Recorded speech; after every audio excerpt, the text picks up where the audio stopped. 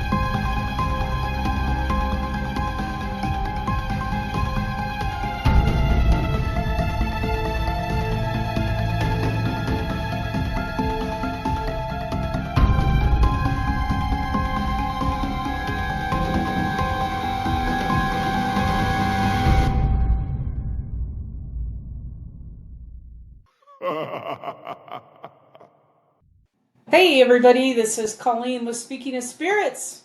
We kind of reformatted the podcast here. We're going to do a little bit different format. We are doing not as much spooky stuff, although we will include spooky stuff, but we're taking it in a few other directions and we hope that you like it. I'm going to let everybody introduce themselves. I'm Carrie. And I'm Gina. Thanks, everybody, for joining us. And today we are talking about herbs and not just the 420 herb. We're talking about healing, like how you can use some herbs for healing. And so we do actually have some stuff here for you to see. And Gina is also going to talk about some of the stuff that she makes her own concoctions for people who are fighting different illnesses. And there's a lot of information out there for herbal remedies, and I swear by them. So, but as you know, in anything that you talk about herbal, this is not medical advice. Consult your doctor if you have something going on. Make sure that you know what herbs, if you're on medication, what herbs are going to conflict with what medications. So don't use this as medical advice. But I think there's going to be some very useful information. And there's tons of research, out there. Yeah. There is tons of books, tons of information, but natural is definitely a better way to go. Yeah. My doctor actually has started using some of the supplements that I use. The ashwagandha. He has thyroid things, and it's amazing for that. So it's kind of funny. So when he asks me, well, what herbs are you doing now? He's like, and what does that do? And can that help me? So I do have a question for you on that. Uh-huh. Speaking of that. So you know that they have that in a gummy form also now. Mm-hmm. Everything's in gummies. So I actually had this conversation with somebody else because they feel like gummies are unhealthy for you. And you shouldn't do it because as in the one person you talk to, or just in a general consensus? He said because what they use to hold the gummies together is not good for you. So isn't that the what is it? That's in yellow. No, not glycerin. It's basically cellulose, and it's not a big deal. Yeah.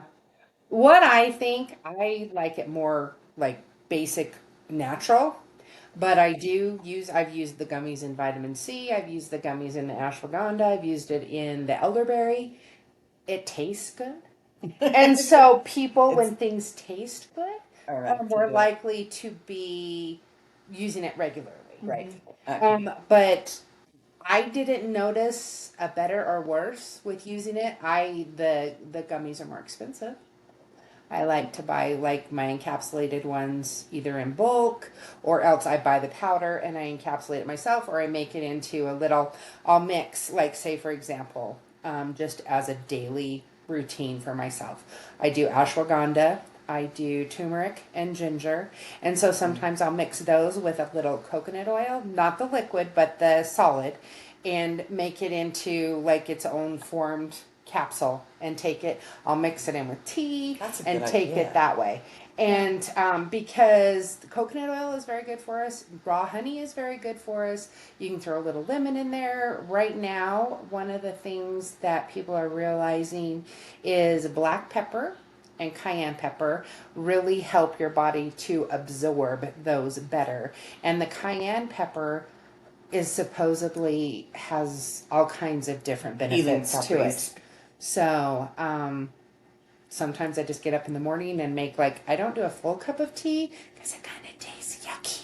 Mm-hmm. So that's why I'm saying the gummies are popular because they taste really good. But I'll take and mix, like I'll do cinnamon. Cinnamon helps really well with blood sugars. It helps with a lot of different things with the blood pressure, blood sugars, digestion, different things like that. It has natural healings in it. Like if you've got a weakened immune system, different things like that. The ginger and turmeric, they've been known. I personally know people that have gotten through cancer. I'm not saying they didn't do chemo and the other things, but even people that do chemo and the other things don't always survive. And so the turmeric and ginger are miraculous healers. They'll do wonderful things. I throw hawthorn in. Hawthorn is a heart. So if you've got high blood pressure, low blood pressure, irregular heartbeat, any kind of starting into heart failure, your hawthorn is amazing for that. I'll throw in garlic. Sometimes I don't put that in my tea. But garlic is another, it's a natural antibiotic type thing. It will kill bacteria. It will kill like infections, different things like that. And it oxygenates the blood cells. It does. And it boosts So I'll the take immune. an actual chunk of garlic Yeah. and eat it. Well, I love garlic. when I was in New Zealand in 2020, people started getting sick, which happens when you're all together and you're all in a van and all of that kind of stuff. And so we went and bought a garlic bulb, and then we went and bought ginger root. And we just sat and cut little slices of everything, and people just sat and ate that naturally. A lot of people couldn't do it because it is pretty, it's kind of spicy and zingy and all that kind of stuff. So if you can't handle chewing it, you can just cut it small enough to swallow it. And those of us who did it did not get sick. So was it just that? Who knows? But it definitely is something you can use in a regular basis, that as long as there's no allergies or interactions that are bad with medications or anything else, it cannot hurt you. I mean, you can't necessarily overdose on garlic or ginger. But then I throw in the cayenne pepper. I get the whole peppercorns for the black pepper and I grind it. A little bit of raw honey, a half a lemon or a half a lime, and some hot water, and stir it up. And you want to let it sit for a little bit because it kind of pulls that out if you can't handle drinking down the physical part. But I drink it all down. I'll drink it down, and if there's a little bit of like cinnamon or ginger powder or whatever in the bottom, I'll just add a little more water and drink it down. It actually, I've had doctor documented lowered blood pressure. It went from, when I'd go to the doctor, my blood pressure would go higher, which I think happens to a lot of people. Just that, well, you're not feeling good, so that will raise your blood pressure. Just being in there. And then you go to the doctor, and they go, here, stand on this scale. So let's see how much you have. Hell, that'll help. Yeah. That's what I actually told the nurse practitioner, people would have lower blood pressures if you would let them go to the bathroom first, because usually you have to do like the urine sample, and then you would check their blood pressure, and then you would weigh them. Because when you come in and weigh first, or let's just not get on the damn scale. Can we? Just so you know, you can say no. I do all the time. No. They're like, we need your weight. No, you don't. I'm not getting on it. Well, your insurance won't pay. That's what they say. I've never had my insurance not pay because I said no. Oh my God. Well, I'm going to throw this out there too. Just saying. I'm an FYI. Your doctor is not God. He is not the law. If he tells you you have to take this medicine or you have to do this procedure, no, you don't. You can go get a second opinion. You can look at alternative things. There's a lot of people that really believe if the doctor said you have to do it. And I know people that were told they needed a triple bypass. I'm not saying you shouldn't do it, But he didn't do it, and he's still here 3 years later. They were like, "You're a walking time always bomb," get you know. good stuff. Get a second opinion. Should we do Or it for research. homeowners insurance? Research. For insurance than we do for Well, medical advice. I really think it's your life. You got to do what you got to do. But I was supposed to have a surgery 3 years ago. I mean, I was told I probably wouldn't wake up. My neck is disintegrating. I backed out of surgery the night before. I started increasing some of my minerals and doing some energy work and different things like that. And I'm still here. Yeah. And can I just say, stress is huge. So I'm in a stressful situation right now, and I have a throat condition that affects swallowing, and it was easing off to where it was really unnoticeable until the last few weeks. And the stress has been coming up, the swallowing issues coming back. Stress will mess up your body. It'll come out in different ways. It's not just high blood pressure. It will affect you in all kinds of different ways. So It attacks the things that are already weak. Yeah. And makes them more. Well, and okay, so there's a saying about when you are not at ease, when you are not relaxed, calm, peaceful, you are at dis-ease, which is disease, which is why we get sick, because our I've never heard that. That's haven't you actually ever really good. yeah. Yes. Our chakra system, that's one of our energy systems in our body. If that is not a balance and the chakras are not working, energy isn't flowing. You're not getting all of the healing things that are in our immune system naturally going where they're supposed to go. The dis-ease causes us not to sleep. It causes us not to eat right. Either some of us go on junk food binges because that's comfort, or some of us quit eating altogether, and it just compounds the body till we become sick or get a disease. And a lot of times medicine can treat the symptoms, but sometimes you have to find the root of the cause in order to cure it. Emotional. And I am very frustrated with our medical system in that it is treat the issues, not cure the illness. And with the herbal stuff, I have found that I've been able to cure some things that I was told, oh, you're just going to have to deal with that the rest of your life. I do feel like there is more and more, even chiropractors, and there are some doctors that will actually not tell you to go that route, but will insinuate maybe you should try this, and talking more about the herbals. So I do feel like some of it is coming together, both of them, which I think that's what needs to be for somebody to really heal. When you talk about emotional issues, that's... I've dealt with pretty severe asthma for the last maybe 15 years, 17 years. Came on as an adult, and it got progressively worse to the point when I lived in Texas, they said, move or die. We can no longer treat you. I was at the top end of medicine. I was in the ER getting steroid shots, breathing treatments every week. It was just terrible. I got here to Idaho, and it got better, but not great. And then I found mullein. And you can buy, I buy it on Amazon, organically grown mullein.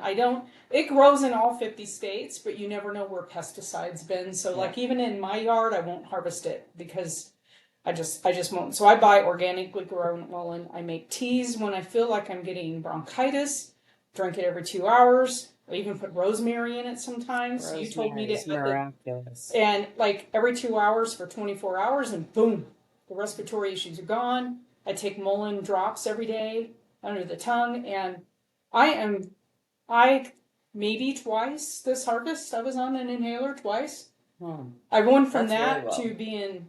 Yeah, it got me between the mullein and elderberry. It got me through COVID. Elderberry is amazing. Elderberry is amazing for everything. It's a natural immune boosting. Isn't it antiviral? It's amazing. It does everything. Yeah. You can buy it already made, like at the health sections of like Fred Meyer or you know, some of the like Walgreen and different things like that. But I buy the organic, and I make the elderberry syrup, and you can take it every single day just like you take a vitamin, and then when you get sick you just increase the amount that you take to help get that immune system back up. But mullein also, if you inhale it, meaning you can get the little burners and you put the dried mullein on it, like over top of the little charcoal, Yep. little The circular charcoal incense, thing. the incense burners. And inhale it and try to hold it into your lungs. And you want to suck it in as deep as you can. Don't get right up that you're sucking like ash in, obviously, but you know how incense come up, and just inhaling that, holding it in and then exhaling it, but doing that 10, 15 times. You can, some people I know that will even get like a tobacco pipe or whatever and actually smoke it like they would a cigarette or tobacco. But getting it into your lungs will actually, even if you're going into an asthma attack, don't stop using your regular medication by any means, but it can quell that asthma attack. I don't think I could get it down in my lung. I can't even inhale any smoke Well, whatsoever. But and you could just have it like burning like an like incense that you're that's a just good idea. breathing normal. Yeah, I do. I swear by it. I've given it to my neighbors, but they won't use it consistently enough when something's coming on. I'm like, you got to be really consistent with this stuff. Well, that's some people. Well, okay, there's quite a few people that think if you do a treatment once or drink one glass of tea that you should be cured, and that's not how it works. No. Well, and I was so bad that with my asthma that I actually have an oxygen tank because the nebulizer, and if you guys have ever used a nebulizer, you're putting the oxygen treatment in the nebulizer and you're sucking that stuff down. It doesn't drive it down into the lower lobes for me, so I have to use, because you're already squeezing. Right. Your lungs are constricting, so I can't get it in the lower lobes, so it was like, God. And it makes you just jump out of your skin because it's it's like speed to your system. So I put an oxygen mask on with the oxygen tank with the nebulizer, and it just drives it down into my lungs, and then I'm better. But I don't want to take that stuff. Yeah. Another great one is your dandelion, and you can buy the tea, and you can buy it encapsulated. Dandelion helps with everything. It will help with your lungs. It will help with if you have cholesterol issues or blood pressure issues. Really? Mm-hmm. But it also works on the intestine, doesn't it? It works on just about anything. I think that dandelion helps with digestive issues. So do you do also. the tea or do you do the capsules? I do the tea, but I have been harvesting. And every part of the dandelion, I don't know that I would eat the fluff, but I'm going to show you this one in a minute, and it's kind of gone to the fluff, the seed when it goes. But the root, the leaves, the stems, and the heads. And I was watching some really cool recipes. They took the dandelion head, Vallicello, and they took and dunked it in egg and dunked it in seasoned flour and threw it in an air fryer or in a pan with a small amount of oil and made snack. Like you just sit and lunch kibble, like, or whatever. And they're like, their kids loved it, and they're getting dandelion, which is helping the immune boosting and all the other kinds of things. And you can chop it up and throw it in your salad. I'm assuming that in my pasture I would have to hose off the manure. Yes, Just make sure. I'll make sure it's clean, all right, guys? Yeah, definitely make sure it's clean. But yeah, you can throw it in your salads. You can do all kinds of things. But I like a lot of times the convenience of like the teas and stuff like that. I don't drink teas, really. But have you ever? So I wasn't a big tea drinker either till probably 5 years ago. And actually, in the evening, a cup of tea actually helps me through the night. In the winter, I'll drink the tea, but in the make a big thing and throw it in your fridge for iced tea. Iced tea, maybe and you can mix it with juice, or you can mix it like my tea that I'm drinking. I've got strawberry in it and lemonade in it, so it's kind of a mix. Yeah, cool thing like that. But I wanted to share a couple things that I just brought that we use regularly. This is a mix of several different kinds of herbs that help. This particular one helps with anxiety. It helps with digestion. It has got all kinds of healing herbs in it. And it's really simple. If you have the little tea diffuser balls, you just open it up and shake some in. You can get the reusable or the disposable tea bags. I like the reusable. I try to reuse everything just to save our environment a little. Throw it in there. Or else you can do it in a big pot and make a big pot, like I was saying, to make you the iced tea. Yeah, and just pour it through a strainer. You can throw it in your fridge and throw it over ice and have iced tea. But we just chopped it, blended it. So this one's pretty coarse. But I was going to share, I have some friends dealing with liver issues. Our liver is one of the biggest filters in our body. When our liver goes, we go. It is just one of those things we have to have. The awesome part is the liver regenerates. If we can change it and heal it, it'll regenerate and get better. So what I'm doing is I have a couple people that have been on the medications. Both of them are in starting stages of liver failure, non-alcoholism. Yeah. Right. So it's not from drinking. It's just a genetic in their family. And so this is milk thistle. And you can find it just about anywhere. This is natural ones that I've bought. I washed them and then I let them dry. Luckily, we've been having really hot days, so that has helped with that. And also, just to, not to interrupt, but to dry stuff, go to anywhere. Go to like Goodwill or Restore or some of those places. Buy a screen. Mm-hmm. Just buy a screen for your window. Set your stuff on it, and you can let it dry in the sun. I mean, that's how they make sun-dried tomatoes in Italy. I just put it in this little glass thing and set it in my back of my car with a thing over the top because my car gets really hot. It's black. But all you would do is you can use a coffee grinder if you have a coffee grinder if you want. Most things you can just smash with your hands. This has thistles in it, so you obviously don't want to just smash it with your hands. These are the little heads, the seeds of this. Of the thistle, This is thistle. So it has healing in the seeds, in the leaves, in the upper stem, not the big stem. And the leaves are really cool because you can just take a sharp knife and go right at like if the leaf is coming out like this, you would come with your knife like this and pull, and it peels right off the stem. And so you can kind of see like some of the little curly cues of where I've done that. But you just put the leaves and the little heads of the thistles where the seeds are down into either, like I said, a coffee grinder. You can do the mortar and pestle. This would not do it with your bare hands. You can actually cut it up before you dry it with like kitchen shears or things like that. And you just kind of want to just smash it down. You don't have to. Like literally in the summer, this was one of the fun things that we would do. I had a glass, like not one that you heated the water in, but one that you put the tea in to just steep. And you put the purple head of the milk thistle in there and some of the leaves in there, and you can throw in like mint or you can throw in chamomile, and you pour that hot water and it sits in that water in the glass that you can see, so it's visually appealing and you haven't had to do anything to prep it. But these I'm going to be sending to other states, and so I was going to be smashing it up for them.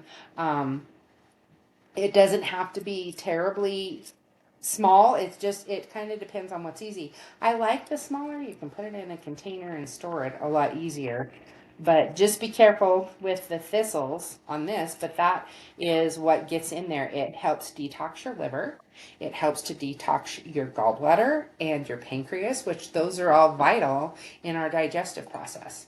And I really think like what you had with the gastroparesis, I think this might have been something that might have helped with that too, because the digestive, if you are not getting the nutrients out of your food, you might as well not be eating kind of a thing. And I just learned by doing some research on the pancreas that the reason most people, or there's such a high fatality with pancreatic cancer, is because the pancreas is part of the body that releases the enzymes that help us to be able to absorb nutrients. And when you have cancer in that organ, it doesn't release the enzymes. You can't.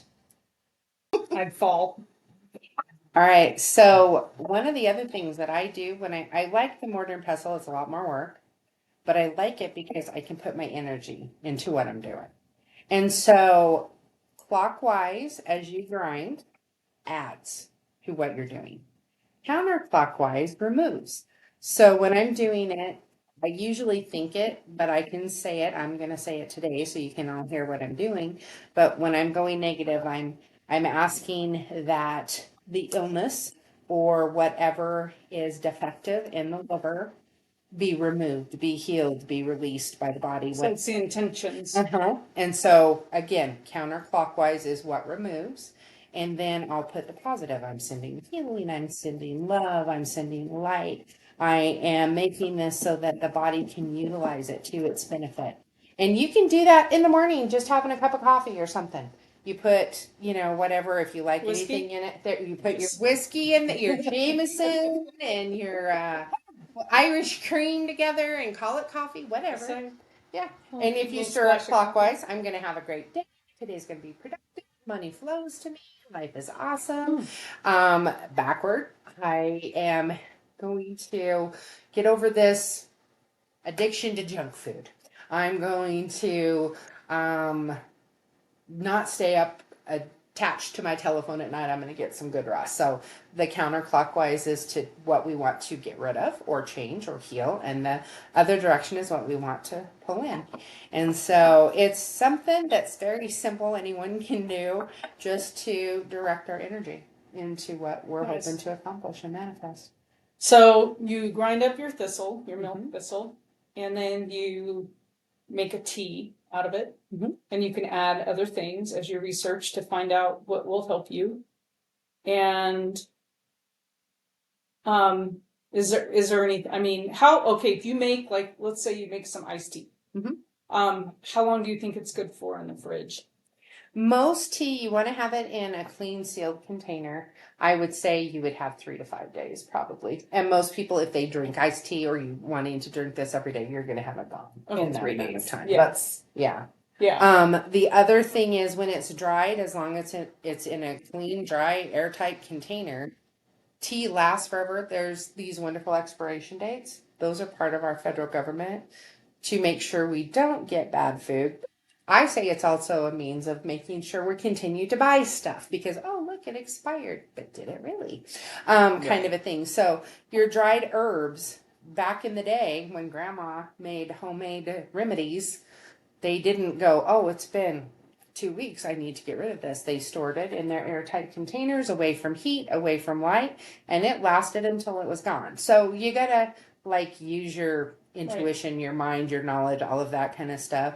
But the other thing is, in order for any of these things to help you, just like if I take a Tylenol, my headache's going to go away. We believe it. We've experienced it.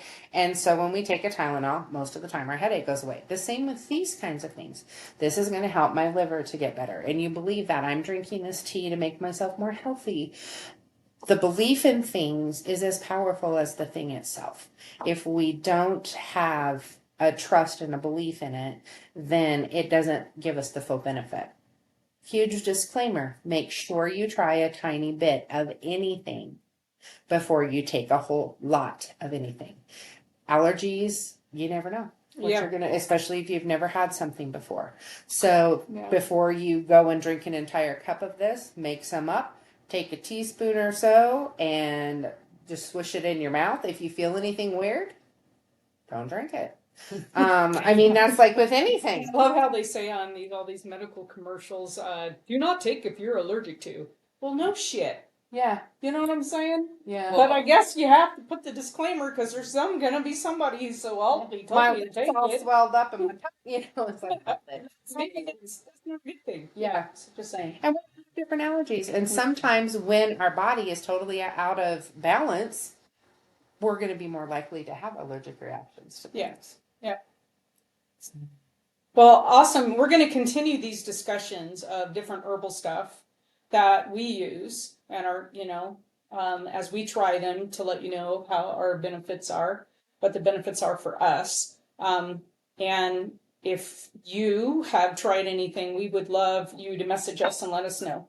Because I think it's important to share information on herbal stuff. Not everybody's on Facebook. Not everybody has means to go out and buy, hundreds of dollars worth of herbal books. So I think it's important to share. Absolutely. The other thing, I don't know if any of you experienced this, but around the end of last year, we had a lot of shortages on medicine. Yeah, we did. There was no Tylenol or Motrin available for children anywhere around. People were driving and trying to order offline, and there just wasn't. there was shortages on antibiotics or other kinds of medications and they had to give you a substitute kind, they gave my 1-year-old granddaughter capsuled amoxicillin because they didn't have any liquid amoxicillin.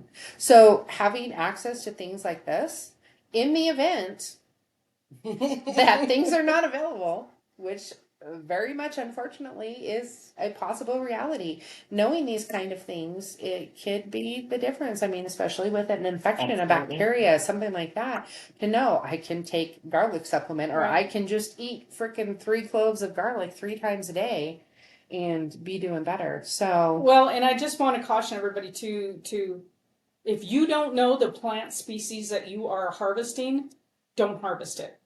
exactly. If you are not absolutely sure, or with somebody who has that knowledge, because there are a lot of plants that are deadly. And some are similar to And they're other, very they look similar. similar to something else. So, but if you don't know and you don't have a training and experience, or with somebody who does, and you trust and you know, buy it. Yes. Buy it from a health food store. Buy it or an organic variety of it, because I don't know.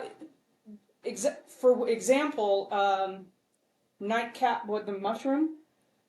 I think it's called the nightcap mushroom. It looks very similar to a mushroom, That's to edible. white mushrooms. That's edible. Oh. And once you ingest it, there is no cure. Yeah, we'll have to do a whole thing on shrooms. Yes, because Because I have these in harvest, and they're like high all the time. So I don't trust them. I'm not eating your food, because I'm fine. You guys harvest and eat away, but you have to be incredibly sure about what you are harvesting. Yeah. And it's not just mushrooms. There's a lot of varieties. There's plants that are growing in the back of my pasture that are one leaf. One leaf would kill a human. So, Well, yeah, there's poisonous. I mean, and in a lot of countries, a lot of those plants and flowers are banned. You can't. Well, they're native. You can't get rid of them. Well, yeah. They're native here. So, and they're native particularly back east and in the south. A lot of them grow they're just everywhere. And there's so many different varieties. I've had friends' horses die because they ate nightshade in the pasture. But it can happen, so you just have to be super duper duper careful and absolutely sure. And that's why I don't trust my instincts. I buy it.